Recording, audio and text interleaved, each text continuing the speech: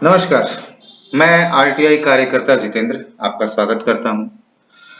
अगर आप ये वीडियो देख रहे हैं या आप किसी सर्च के माध्यम से इस वीडियो तक पहुंचे हैं, तो इसका मतलब यह है कि आपके दिमाग में कहीं न कहीं किसी न किसी योजना के अंदर जो गड़बड़ी हुई है, उसका पता लगाने का है या उस कार्य को सही रूप से करवाने की आप मंशा रखते हैं। मेरे बहुत सारे वीडियो में से आज जो मैं वीडियो बनाने जा रहा हूं, वह है सांसद महोदय का जो निधि कोष होता है जिसमें उन्हें 5 करोड़ रुपए प्रत्येक वर्ष मिलते हैं, वो उन्होंने कहाँ खर्च किया और कैसे हम इसका पता लगाएं कि वो पैसा खर्च हुआ कि नहीं हुआ, हुआ तो कहाँ हुआ।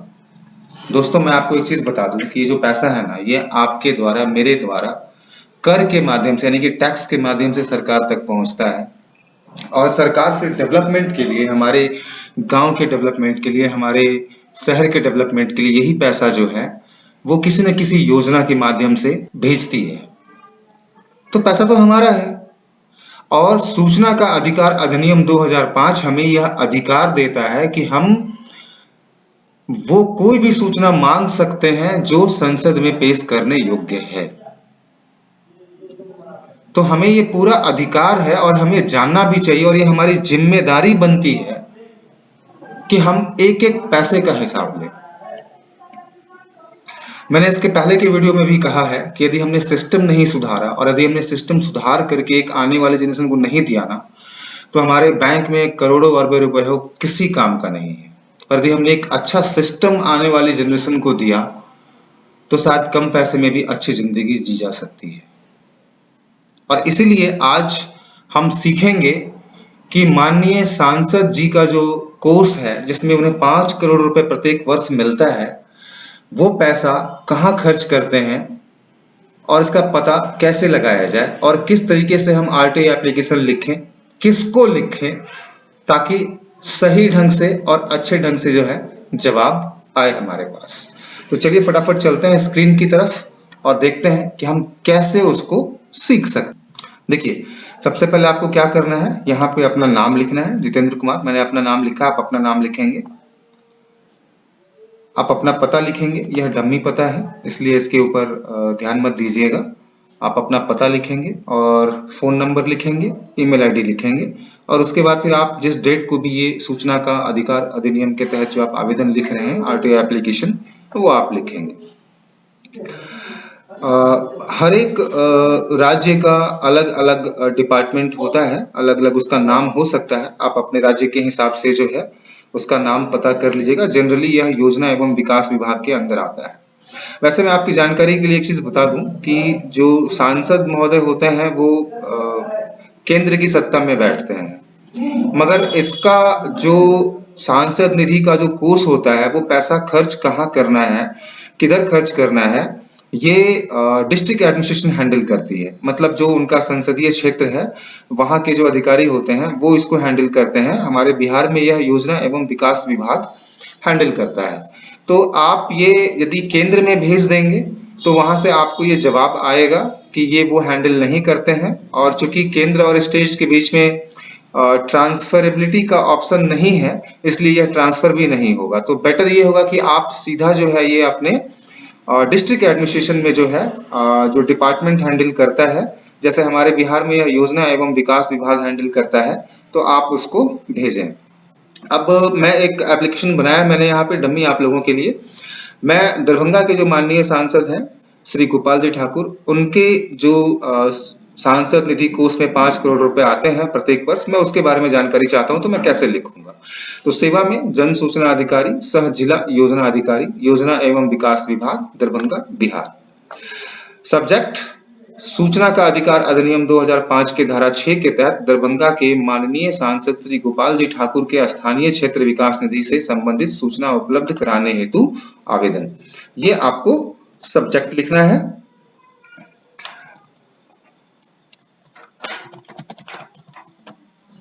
ठीक है, उसके बाद फिर आप यहाँ पे लिखेंगे प्रिय महोदय या महोदया, जो भी, यदि आपको पता है कि वो कौन है तो आप उसके हिसाब से यहाँ लिख सकते हैं। यदि नहीं पता है तो आप महोदय स्ट्रोक महोदया लिखिएगा। और उसके बाद फिर मैंने लिखा है यहाँ पे कि सूचना का अधिकार अधिनियम 2005 के धारा 6 के तहत दरभंगा के माननीय सांसद श्री गोपाल जी ठाकुर के स्थानीय क्षेत्र विकास कोष निधि से संबंधित सूचना कृपया नीचे पूछे गए विवरण के अनुसार प्रदान करें। ठीक है, एक नंबर पे आवेदक का विवरण होता है हमेशा, तो आपको अपना नाम, अपना पता, फोन नंबर, ईमेल आईडी यदि आपके पास है तो ईमेल आईडी आप लिख सकते हैं। दूसरे में आपको क्या करना है, सूचना का विवरण, कि आपको सूचना चाहिए क्या। तो आपने यहाँ पे लिखना क्या है, माननीय द्वारा किए गए सभी कार्य से संबंधित विवरण प्रदान करें। कार्य का नाम, कार्य का संक्षिप्त विवरण, कार्य के लिए स्वीकृत राशि, कार्य की स्वीकृत तिथि, समाप्त कार्य की स्थिति या कार्य की प्रगति पर है, ये आपको बताना है। उस एजेंसी का नाम जिसे ठेका दिया गया है, कार्य शुरू करने की तारीख क्या है, कार्य पूर्ण होने की तिथि क्या है, और कार्य को ठेका किस दर पे दिया गया है, और कुल राशि जो अभी तक ऊपर दिए गए कार्य के लिए भुगतान किया गया है, या कोई ड्राइंग है जिसकी अटेस्टेड कॉपी है वो आप मांग सकते हैं। इस कार्य को कराने का निर्णय कब और किस आधार पर लिया गया, और ये सभी की जो है निर्णय की एक प्रति उपलब्ध कराएं। उसके बाद फिर आप लिख सकते हैं सेकंड पॉइंट में, चालू वित्तीय वर्ष में उपयुक्त प्रतिनिधि को आवंटित कुल राशि कितनी है और पिछले वित्तीय वर्ष से कितनी शेष है। कई बार ऐसा होता है कि 5 करोड़ रुपए हर एक वर्ष मिलते तो हैं, लेकिन 2 करोड़ यूज हुए, 3 करोड़ यूज हुए, तो जो बाकी पैसा बच जाता है वो अगले वित्तीय वर्ष में उनको यूज करना होता है। तो आप ये भी पूछ सकते हैं। अभी तक स्वीकृत राशि का मूल्य और किस कार्य के विरुद्ध है, आप ये पूछ सकते हैं। उपरोक्त में से किस कार्य के लिए भविष्य में कितनी राशि स्वीकृत की जाए। जैसे कोई कार्य ऐसा है जिसके लिए हमने मान लीजिए कि 6, 7, 8 करोड़ का बजट है, 5 करोड़ रुपए खर्च कर दिए हैं और 3, 4 करोड़ और आगे होना है, तो आप ये भी उसमें पूछ सकते हैं।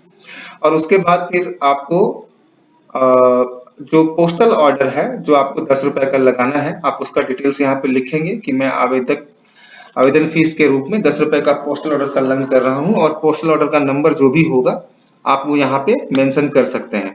ये ध्यान रखिएगा कि ये उन लोगों के लिए एप्लीकेबल है जो बीपीएल से बिलोंग नहीं करते हैं, पर यदि आवेदक बीपीएल कार्डधारी है तो उनको यहाँ पे ये चीज नहीं लिखना है। उनको लिखना ये है कि आवेदक बीपीएल कार्डधारी है और इसके सभी देय शुल्क से मुक्त है, और बीपीएल कार्ड संख्या जो है यहाँ पे मेंशन करना है, और इस आवेदन के साथ बीपीएल कार्ड संख्या की एक प्रति भी लगानी है। ठीक है, उसके बाद फिर नीचे कुछ बिंदु मैंने लिख दिए हैं जो आप मेंशन कर दीजिएगा, ताकि थोड़ा आसान हो जाता है और थोड़ा प्रेशर भी बनता है। उनको लगता है कि भाई जो आवेदन लिखने वाला है वो थोड़ा नॉलेज वाला बंदा है, तो उसको घुमा नहीं सकते हैं। ठीक है, तो आप लिख सकते हैं, यदि मांगी गई सूचना आपके विभाग कार्यालय से संबंधित नहीं हो तो सूचना का अधिकार अधिनियम 2005 की धारा 6(3) का संज्ञान लेते हुए मेरे आवेदन संबंधित लोक सूचना अधिकारी को 5 दिनों की समयावधि के अंदर हस्तांतरित करें। ठीक है, अब सूचना का अधिकार दूसरा पॉइंट है। सूचना का अधिकार 2005 की धारा 7 सबसेक्शन 8 सबसेक्शन 3 और 7 सबसेक्शन 3 सबसेक्शन 2 के अनुसार सूचना उपलब्ध कराते समय प्रथम अपील अधिकारी का पद, नाम व पता अवश्य बताएं। ये जरूर लिखिएगा, और ये इसलिए होता है कि मान लीजिए कि यदि उन्होंने जवाब दिया, आप उस जवाब से संतुष्ट नहीं है या वो जवाब गुमराह करने वाला है, तो आप जो भी लोक सूचना पदाधिकारी है उनसे ऊपर के जो अधिकारी हैं, जो अपीलीय पदाधिकारी होते हैं, उनको आप अपील कर सकते हैं और कह सकते हैं कि ये जवाब जो है या तो अधूरा है या गलत जवाब दिया गया है या गुमराह करने वाला जवाब दिया गया है। जो भी आपका कारण हो आप उसमें मेंशन कर सकते हैं। आपका तीसरा पॉइंट होगा कि आरटीआई एक्ट 2005 की सेक्शन 7 सबसेक्शन 9 के अनुसार मैं अनुरोध करता हूं कि जिस रूप में सूचना मांगी जा रही है उसी रूप में प्रदान किया जाए। और नेक्स्ट पॉइंट आप लिख सकते हैं, धारा 7 सबसेक्शन 1 के अनुसार मैं अनुरोध करता हूं कि ये जानकारी जो है 30 दिनों के भीतर प्रदान करें। दोस्तों, मैंने आपको पहले भी बताया है 30 दिन का भीतर जो है, इसमें जो डाक माध्यम का जो समय होता है उसको हटा दिया गया है, और उसको हटा करके ही जो है ये किया गया है। जो अगला पॉइंट है हम इसमें लिखेंगे कि आरटीआई एक्ट 2005 की सेक्शन 7 सबसेक्शन 8 के अनुसार यदि आप मेरे आवेदन को अस्वीकार करते हैं तो आपको प्रॉपर रीजन बताना पड़ेगा, और आपको ये भी बताना पड़ेगा कि आरटीआई एक्ट 2005 के किस सेक्शन के हिसाब से आपने मेरा एप्लीकेशन अस्वीकार किया है। ठीक है। नेक्स्ट पॉइंट हम लिखेंगे कि आरटीआई एक्ट 2005 की धारा 8 सबसेक्शन 1 सबसेक्शन जे के अनुसार ऐसी सूचना जिसे संसद या राज्य विधानमंडल में नकारा नहीं जा सकता, जिसको डिस्कस नहीं किया जा सकता, उस सूचना से किसी भी व्यक्ति को वंचित नहीं किया जा सकता। आप ये भी लिखेंगे, आप उनको इन्फॉर्मेशन दे देंगे पहले ही। और नेक्स्ट पॉइंट में हम लिखेंगे कि आरटीआई एक्ट 2005 की धारा 7 सबसेक्शन 2 के अनुसार 30 दिनों के भीतर यदि आपने कोई निर्णय नहीं भेजा हमें यदि हमारा जवाब नहीं भेजा, तो हम ये मान लेंगे कि आपने हमारा आवेदन स्वीकार कर दिया है, और फिर हमारे पास राइट होगा कि हम ऊपर के अधिकारी के पास जाए और अपना अपील रखें।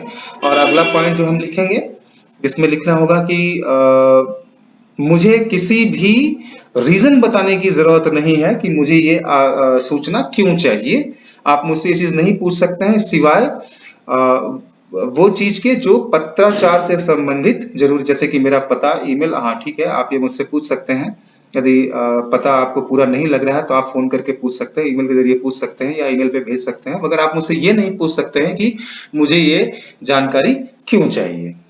और उसके बाद आपको एक घोषणा करना है, जिस घोषणा में आपको लिखना है कि मैं भारतीय नागरिक हूं और मैं आपको विश्वास दिलाता हूं कि मैं किसी भी मामले में और किसी के तहत प्राप्त जानकारी का उपयोग पास, साझा, प्रदर्शन या प्रसारित किसी भी व्यक्ति के साथ या किसी भी तरीके से नहीं करूंगा जो हमारे देश की एकता और संप्रभुता के लिए हानिकारक हो या भारत के हित के खिलाफ हो। उसके नीचे आप अपना अवधिये, आप अपना नाम, पता लिखेंगे और आप अपना साइन कर देंगे यहाँ पे। तो आप ये करके जो है आप इसको बाय रजिस्टर्ड पोस्ट, यदि आप बीपीएल से नहीं बिलोंग करते हैं तो आप 10 रुपए का पोस्टल ऑर्डर लगाएंगे, और यदि आप बीपीएल से बिलोंग करते हैं तो आप अपने बीपीएल कार्ड नंबर को मेंशन करके बीपीएल कार्ड की एक फोटोकॉपी लगाकर आप इसको बाय रजिस्टर्ड भेज सकते हैं।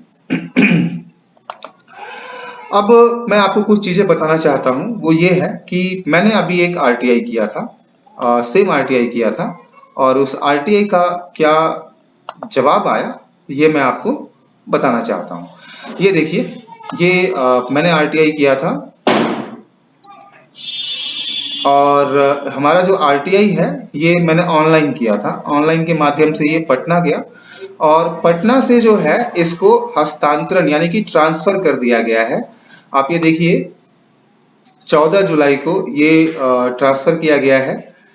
और किनको किया गया है ये ट्रांसफर, आप यहाँ पे देखिएगा, जिला योजना पदाधिकारी दरभंगा को किया गया है। ठीक है, और मैंने क्वेश्चन क्या पूछा था आपको मैं ये भी दिखा देता हूं।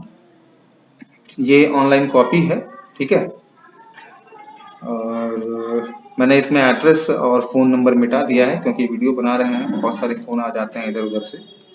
ये मैंने 22 जून 2022 को लिखा है। ये इंग्लिश में एप्लीकेशन है, मैंने इंग्लिश का भी एप्लीकेशन मेरे पास ड्राफ्ट है, यदि किसी को चाहिए तो मुझे कमेंट करके बता सकते हैं, मैं उनको भेज दूंगा। और यदि किसी को हिंदी का ड्राफ्ट चाहिए तो मैं उसे भी भेज दूंगा। आप लोग बेझिझक आप मुझसे पूछ सकते हैं, कहीं भी आपको कोई जानकारी चाहिए या किसी और मैटर पे भी जानकारी चाहिए तो बिल्कुल पूछिएगा।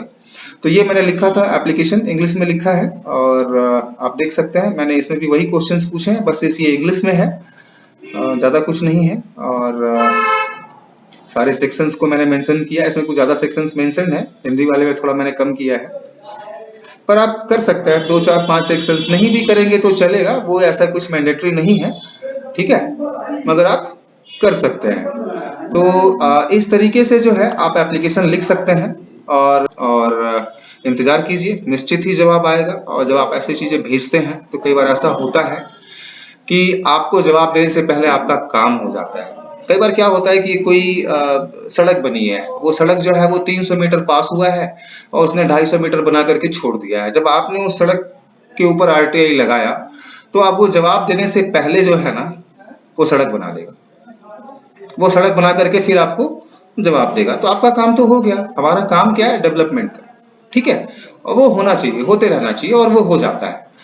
तो दोस्तों, आज के इस वीडियो में मैं उम्मीद करता हूं कि निश्चित ही आपको एक अच्छी जानकारी मिली होगी। मैंने कोशिश की है कि उसको बहुत ही सरलता से आपको बताया जाए, और कहीं भी आपको फिर भी समझ में नहीं आता है तो मेरा ईमेल आईडी डिस्प्ले पे है, rtiactivist@gmail.com। आप मुझे इस पे मेल कर सकते हैं।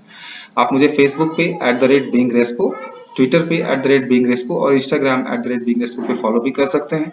और किसी भी तरीके की कोई जानकारी चाहिए आपको कोई कुछ समझ में नहीं आ रहा है, कुछ आप सीखना चाहते हैं, तो आप बेझिझक मुझे कमेंट करके बताइए, मैं निश्चित ही आपकी मदद करूँगा। और साथ में मुझे यह भी बताइएगा कि आप अगला आरटीआई क्या लिखना चाहते हैं और उससे संबंधित आपको क्या हेल्प चाहिए। दोस्तों, अभी के लिए नमस्कार, चलता हूँ। धन्यवाद।